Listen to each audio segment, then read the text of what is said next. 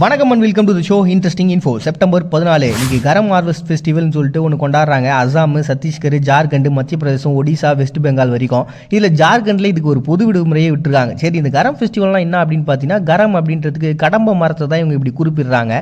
சரி, கடம்ப மரம்ன்ற ஒரு மரத்துக்காகவா இவ்வளோ பெரிய ஃபெஸ்டிவல்னா அதுக்கு பின்னாடி ஏகப்பட்ட வரலாறுகளும் புராணங்களும் அடங்கிருக்குது. முதல்ல இந்த கடம்ப மரம்னா என்ன அப்படின்றத பார்ப்போம். 4ஆம் நூற்றாண்டில் பார்த்தீங்கன்னா கடம்ப வம்சத்தை சார்ந்தவங்களால் இந்த மரங்கள்ன்றது பெரிய லெவலில் வழிபாட்டுக்குரிய ஒன்றா அப்படின்ற ஒரு சில விஷயங்கள் குறிப்புகளும் இருக்குது.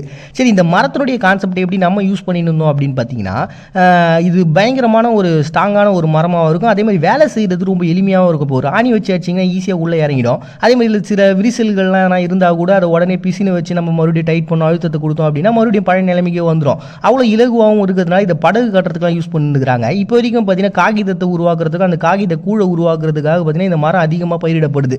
இதனுடைய இலைகள் வந்து பார்த்தீங்கன்னா ஒரு கிருமி நாசினியாகவும் செயல்படுத்தப்படுது. அதே சமயத்தில் இப்போ ரீசெண்டாக பார்த்தீங்கன்னா ஸ்பெக்ட்ரோஸ்கோப்பில் இந்த வெள்ளி நானோ துகள்களுக்கு ஒரு வினையூக்கியை இதை பயன்படுத்தியிருக்காங்க. வினையூக்கி அப்படின்னா என்ன பார்த்தீங்கன்னா, சில செயல்பாடுகளை வந்து அதிகப்படுத்துறதுக்காகவும் இல்லை குறைக்கிறதுக்காகவும் பயன்படுத்துறதுக்கு பேர் தான் வினையூக்கி அப்படின்னு சொல்லிட்டு கெமிஸ்ட்ரியில் சொல்லுவாங்க. இது இன்னும் புரியுற மாதிரி சொல்லணும்னா, இது எதுக்காக யூஸ் பண்ணுவாங்கன்னா, இதனுடைய பூக்கள் வந்து பயங்கர வாசனையாகவும் இருக்கிறதுனால வாசனை திரவியங்களுக்காகவும் யூஸ் பண்ணுறாங்க. அதுவும் அட்டார் தயாரிக்கிறதுக்கு யூஸ் பண்ணுறாங்க. சந்தனத்துக்கு இணையாக அதனோட ஒரு சேர்க்கையாகவும் யூஸ் பண்ணுறாங்க. சரி, இந்த சில சாயங்களை பயன்படுத்துகிற சமயத்தில் பார்த்தீங்கன்னா வினையூக்கியாக இருக்குது. வினையூக்கியினுடைய கான்செப்ட் இந்த சாயங்கள் எப்படி இருக்குன்னா, சில கலர்ஸை வந்து அதிகப்படுத்துறதுக்காகவும் சில கலர்ஸை வந்து அது குறைக்கிறதுக்காகவும் பார்த்தீங்கன்னா இதை யூஸ் பண்ணுறாங்களாம். அதே மாதிரி சில பேர் இந்த மரத்தினுடைய இலைகளை வந்து பச்சையாகவே சாப்பிட்றது அப்படின்றது இந்த வட மாநிலங்களில் இருக்கக்கூடிய சில இடங்களில் கிராமங்களில் ரொம்ப பயன்படுத்துகிற ஒரு விஷயமா இப்போ வரைக்கும் இருந்துகிட்டே தான் இருக்குது. சரி, இந்த மரத்தினுடைய கான்செப்ட் எதுக்காக இவங்க கொண்டாடுறாங்க அப்படின்னு நம்ம பார்த்தோம்னா, இதுக்கு புராணங்கள்லாம் நிறைய காரணங்கள் வச்சுருக்காங்க. இந்த மரம் வந்து கிருஷ்ணரோட தொடர்பு பற்றி நிறைய விஷயங்கள் வரும். இவர் வந்து இந்த கோபியர்கள்லாம் வந்து பார்த்தீங்கன்னா குளிச்சின்னு இந்த சமயத்தில் இவர் அந்த ட்ரெஸ் எல்லாம் எடுத்துகிட்டு போயிட்டு இந்த மரத்து மேலே போட்டார் அப்படின்னு இருக்கும். இந்த மரத்துக்கு கீழே கிருஷ்ணர் விளையாடினார் அப்படின்ற கான்செப்ட்லாம் வரும். பார்வதிக்கு ஒப்பிடா பார்த்தீங்கன்னா இந்த மரத்தை பார்ப்பாங்க. அதே மாதிரி இந்து மதத்தை பொறுத்த வரைக்கும் 27 நட்சத்திரங்கள் அப்படின்ற கான்செப்ட் இருக்குது. அந்த 27 நட்சத்திரங்களுக்கும் 27 மரங்களை குறிப்பிடாக சொல்லுவாங்க. அதில் ஒரு நட்சத்திரத்துக்கு இந்த மரத்தையும் குறிப்பிடாக வச்சிருக்கிறாங்க. அதே மாதிரி பார்த்தீங்கன்னா இந்த மரத்தை வந்து பார்த்திங்கன்னா நிறைய கோவில்களில் ரொம்ப முக்கியமான ஒன்றா இருக்குது. அண்ட் இதுக்காக இவங்க கொண்டாடுற இந்த திருவிழாக்கும் இருக்க சம்பந்தம் பார்த்தீங்கன்னா 2 புராண கதைகளை முன்வைக்கிறாங்க. ஒன்று வந்து என்னென்னா, அந்த 7 சகோதரர்கள் அப்படின்னு சொல்லிட்டு ஒரு இடத்துல வாழ்ந்துருக்காங்க. அவங்க என்ன பண்ணியிருக்காங்கன்னா, தன்னுடைய மதிய சமயத்தில் தன்னுடைய மனைவிகள்லாம் வந்து சாப்பாடு எடுத்துன்னு வந்து கொடுப்பாங்களாம் வேலை செஞ்ச நேரத்தில். ஒரு நாள் எடுத்துன்னு வந்து கொடுக்காத சமயத்தில் என்ன ஆச்சுன்னு சொல்லிட்டு வீட்டில் பயங்கர கோபமாக போய் பார்க்கும்போது அந்த இடத்துல இவங்க அந்த மரத்துக்கு கீழே விளையாண்டுக்கிறாங்க. அந்த இலையை வச்சு விளையாடிட்டு இருக்காங்க. என்ன இது நாங்கள் சாப்பாடு இல்லாமல் கஷ்டப்படுகிறோம், நீங்கள் இந்த மரத்தோட இலையை வச்சு விளையாண்டுக்கிறீங்களே அப்படின்னு சொல்லிட்டு அந்த மரத்தோட கிளையை தூக்கி வீசி அடிச்சிடுவாங்க. உடனே நீங்கள் வந்து ஒரு தெய்வீகமான மரத்தை நீங்கள் அசிங்கப்படுத்திட்டீங்க, இதுக்கப்புறம் நீங்கள் இப்படியே இருந்தீங்கன்னா உங்களுடைய செல்வங்கள் ஒட்டுமொத்தமாக அழிஞ்சு போகும்னு சொல்லிட்டு ஒரு பூசாரி சொல்கிறத கேட்டு மறுபடியும் அந்த மரத்தை தேடி கண்டுபிடிச்சி அதை வழிபட்டாங்க அப்படின்ற ஒரு புராண கதை. இன்னொரு பக்கம் பார்த்தீங்கன்னா, ஒரு வணிகர் என்ன பண்ணுவார்னா, வருஷம் இந்த மாதிரி வெளியூருக்குலாம் போயிட்டு வரும்போது திரும்பி வரும்போது அவங்க வீட்டுக்கெல்லாம் பயங்கரமான வரவேற்பு தடப்படலாம் இருக்குமா.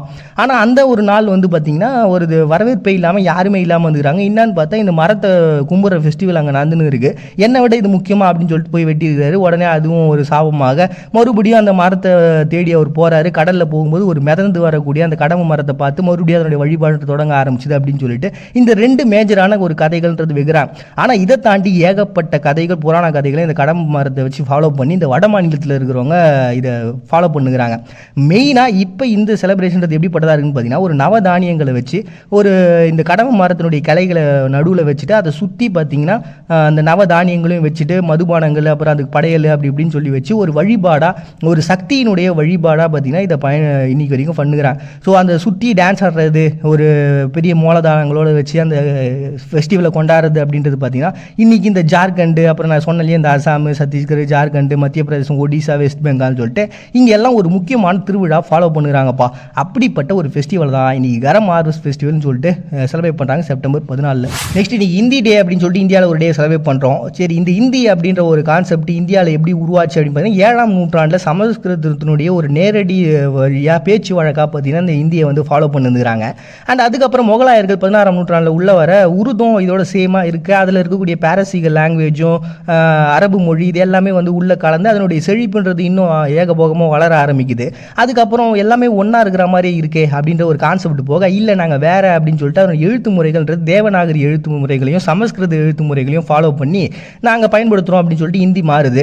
இன்னொரு பக்கம் பக்கம் உருதுன்றது அந்த அரபு லாங்குவேஜ், இந்த பாரசீகனுடைய அந்த எழுத்து முறைகளை பயன்படுத்தி அது தனியாகவும் பிரியுது. ஸோ அப்படி போக ஒரு கட்டத்துக்கு அப்புறமா இந்த ஹிந்தி அப்படின்ற ஒரு கான்செப்ட் எப்படி ரொம்ப லெவலில் பெருசாக பேசப்பட்டிருக்கு அப்படின்னா, இந்த சுதந்திரம்லாம் அடைஞ்சதுக்கப்புறம் இந்தியாவில் ஏகப்பட்ட மொழிகள் இருந்தது.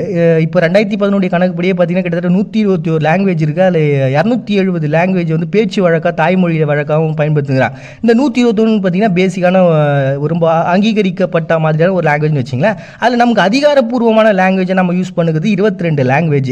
அப்படி அதில் இருக்கக்கூடிய ஒரு லாங்குவேஜ் தான் இது. சரி, நம்ம சுதந்திரம் அடைஞ்சதுக்கப்புறம் நமக்கு அலுவல் மொழியாக ஒன்று தேவையில்ல. இப்போ இங்கிலீஷ்னு ஒரு கான்செப்ட் இருக்குது, பட் இருந்தாலும் அதுக்கு அடுத்தபடியாக ஒன்று வேணும் அப்படின்னு சொல்லி யூஸ் பண்ணி இந்த சமயத்தில் தான் 1949 ஹிந்தியை வந்து அலுவல் மொழியாக மாற்றுறாங்க. இது வந்து நேஷ்னல் லாங்குவேஜ் கிடையாது, ஒரு அலுவல் மொழி, அவ்வளோதான். அப்படி ஒரு கான்செப்டாக மாற்றி ஏற்றுக்கப்பட்ட அந்த ஒரு நாளை தான் பார்த்தீங்கன்னா யூஸ் பண்ணுறாங்க. இப்போ 2011 கணக்குப்படி பார்த்தீங்கன்னா அதிகமாக வளர்ந்து வரக்கூடிய ஒரு லாங்குவேஜாக இந்தியாவில் ஃபஸ்ட்டு ஹிந்தி இருக்குது, ரெண்டாவது காஷ்மீரி, அடுத்ததான் மணிப்பூரி, அப்புறம் குஜராத்தி, பெங்காலி, இதெல்லாமே அப்படியே வளர்ந்து வரக்கூடிய லாங்குவேஜாக வச்சிருக்கிறாங்க. இப்படி முறையாக 1949 ஒரு அலுவல் மொழியாக இந்த ஹிந்தி சூஸ் பண்ணப்பட்ட அந்த நாளை தான் பார்த்தீங்கன்னா ஹிந்தி டே அப்படின்னு சொல்லிட்டு ஒரு டே இந்தியா செலிப்ரேட் பண்ணாங்க September 14. Next energy industry workers டே அப்படின்னு சொல்லி துர்க்மெனிஸ்தானில் ஒரு டேங்க. துர்க்மெனிஸ்தானை பொறுத்த வரைக்கும் அவங்களுடைய பெரும்பாலான பொருளாதாரன்றது இந்த கேஸ், ஆயில் இதெல்லாம் உற்பத்தி பண்ணுறது தான். ஏன்னா வேர்ல்டுலேயே பார்த்தீங்கன்னா 5.51% இவங்களுடைய பங்குன்றது இருக்குன்னா அப்போ பார்த்துங்களேன், அந்த அளவுக்கு பெரிய லெவலில் பொருளாதாரத்தை வச்சிருக்கிறாங்க. 2007 கூட பார்த்தீங்கன்னா குர்பேங்லி பெர்டி முரிடோ அப்படின்ற பர்சன் என்ன பண்ணியிருக்கிறாரு, இவங்க நாட்டுக்கு இந்த நேச்சுரல் கேஸு, எலக்ட்ரிசிட்டிலாம் வந்து ஃப்ரீயாக கொடுத்துருக்காரு அந்த சிட்டிசன்ஸுக்கு. அந்த அளவுக்கு ஒரு பெரிய லெவல் கம்மியான ஒரு ப்ரைஸில் தான் அவங்க ஊரில் இருக்கணும் பார்த்துங்களேன். இவங்க நாட்டினுடைய பெரிய பொருளாதாரம் இதாக இருக்கிறதுனாலையும் அண்ட் ரீசெண்டாக கூட பார்த்தீங்கன்னா சீனா கூட சேர்ந்து ஒரு இந்த கேஸ் உற்பத்திலாம் வந்து பகிர்ந்துக்கிட்டாங்க. அப்படி பண்ணும்போது அதில் பெரிய லெவலில் பொருளாதாரமும் இவங்களுக்கு கிடைச்சிது. அப்படிப்பட்ட விஷயங்கள்லாம் அவங்க கொண்டாடி ஆகணும், அவங்களுடைய பொருளாதாரத்தை செம்மைப்படுத்துகிற இந்த நிகழ்வை நம்ம பிரபலப்படுத்தி ஆகணும்னு சொல்லிட்டு அதில் வேலை செய்கிறவங்களாம் கொண்டாடுறதுக்காக உருவாக்கப்பட்ட ஒரு எனர்ஜி இண்டஸ்ட்ரி ஒர்க்கர்ஸ் டே அப்படின்னு சொல்லி துர்க்மெனிஸ்தானில் ஒரு டே செலிப்ரேட் பண்ணுறாங்க செப்டம்பர் 14. நெக்ஸ்ட் இன்ஜினியர்ஸ் ஒர்க்கர்ஸ் டே அப்படின்னு சொல்லிட்டு ருமேனியாவில் ஒரு டே செலிப்ரேட் பண்ணுறாங்க. இது 2000 வந்து பார்த்தீங்கன்னா இந்த டேட்டை வந்து சூஸ் பண்ணி இந்த செலிப்ரேஷன்றது ஸ்டார்ட் ஆக ஆரம்பிச்சிருக்கு. ஆனால் இதனுடைய வரலாறுன்றது 1881 ஸ்டார்ட் ஆயிடுச்சு. கிங் கரோல் அப்படின்ற ஒரு பர்சனு என்ன பண்ணிருக்கு, அவரோட முன்னிலையில் அவங்க நாட்டில் முறையாக பார்த்தீங்கன்னா புசா அண்ட் மராசிஸ்டி அப்படின்ற 2 பிளேஸுக்கு நடுவில் ரயில் பாதையை முறையாக போடுறாங்க. அதுதான் அவங்களுடைய அந்த இன்ஜினியர்ஸுக்கான ஒர்க்குன்றது ஃபஸ்ட்டு ஒரு பெரிய லெவலில் பேசப்பட்ட ஒரு நிகழ்வாக இருக்குது. அதை தொடர்ந்து 1894 இதுக்காக ஒரு தொழில்நுட்ப படையை உருவாக்கி இந்த தொழில்நுட்பங்களை நம்ம பெரிய ஆள் ஆகிறதுக்கு என்னென்னலாம் வழி அப்படின்னு சொல்லிட்டு அதுக்கான ஒரு பெரிய குரூப்பை உருவாகினாங்க. அதன் மூலமாக இன்றைக்கி ருமேனியான்றது ஒரு பெரிய லெவலில் ஒரு டெவலப்மெண்ட் அப்படின்றது இந்த இன்ஜினியர்ஸால் உருவானது அப்படின்னு சொல்லிட்டு இதெல்லாம் கொண்டாடுறதுக்காக உருவாக்கப்பட்ட ஒரு தினம் தான் ருமேனியாவில் இன்ஜினியர்ஸ் ஒர்க்கர்ஸ் டே அப்படின்னு சொல்லிட்டு ஒரு டே செலிப்ரேட் பண்ணுறாங்க செப்டம்பர் 14. நெக்ஸ்ட் இன்றைக்கி உக்ரைனில் ஸ்போர்ட்ஸ் அண்ட் கல்ச்சர்ஸ் டே அப்படின்னு சொல்லிட்டு இது 1990 ஃபஸ்ட் டைமாக அவங்க ஒலிம்பிக்கில் கலந்துக்கின்னு அதன் மூலமாக அவங்களுடைய ஸ்போர்ட்ஸு இந்த விஷயங்கள்லாம் பயங்கர டெவலப் ஆக ஆரம்பித்தாங்க. இவங்க மோஸ்ட்லி அந்த ஜிம்னாஸ்டிக்கு, கால்பந்து இதெல்லாம் பயங்கர ஃபேமஸான ஆட்கள். 2015 கணக்குப்படி பார்த்தீங்கன்னா கிட்டத்தட்ட 115 பதக்கங்களை வாங்கிக்கிறாங்கன்னா பார்த்துங்களேன்.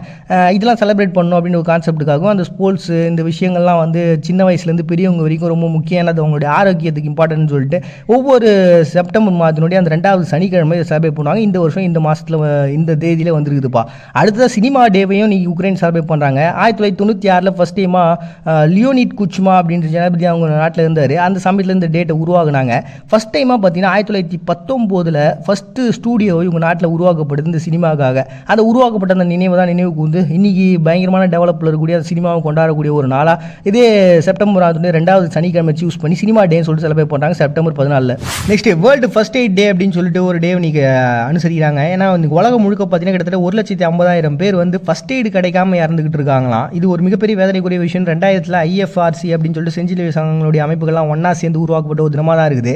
சரி, ஃபஸ்ட் எய்ட் அப்படின்ற கான்செப்ட் நீங்கள் எப்படி பண்ணணும், சப்போஸ் உங்களுடைய வாழ்நாளில் இந்த மாதிரியான பர்சன்ஸை நீங்கள் மீட் பண்ணுறீங்க அப்படின்னா சடனாக அவங்க கீழே விழுந்துடுறாங்க, ஏதோ ஒரு நிலைமையில் அவங்க பாதிக்கப்பட்டிருக்காங்க அப்படின்னா முதல்ல அவங்க எந்த நிலைமையில் இருக்கிறாங்க அப்படின்றத பார்க்கணும். அவங்கள சுற்றி ஒரு காத்தோட்டமான இடமா நீங்கள் முதல்ல அவங்க உட்கார வைக்கணும். சும்மா சுற்றி எல்லாரையும் கூட்டமாக நிற்க வச்சு அவங்களுக்கு காற்றே வர விடாமல் அதையே ஒரு நெகட்டிவாக மாற்றிடக்கூடாது. அதனால் முதல்ல அவங்கள சுற்றி காத்தோட்டமாக இருக்கா அப்படின்றத செக் பண்ணுங்கள். ரெண்டாவதாக பார்த்தீங்கன்னா அவங்களுடைய பேரையும் அவங்களுடைய கைகளையும் அசைக்க முடியுதா அப்படின்றத அவங்கள கேட்டு அவங்க சுயநினைவோடு இருக்கிறாங்களா அப்படின்றத முதல்ல தெரிஞ்சுக்குங்க.